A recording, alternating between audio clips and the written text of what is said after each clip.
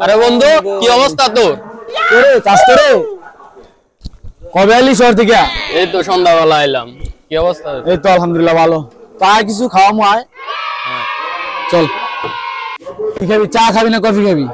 Coffee লো। ওই মামা দুটা কফি বানাতে তো করা কইরা।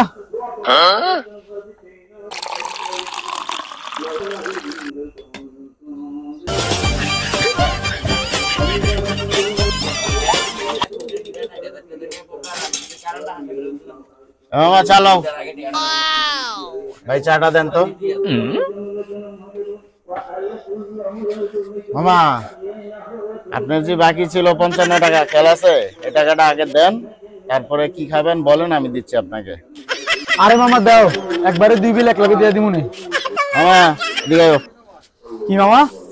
আগের বিল যে কটা বাকি আছিল ওটা বিলটা দিছো না? দিয়ে আবার বাকি খাইতে আসিস কি লিগা তুই?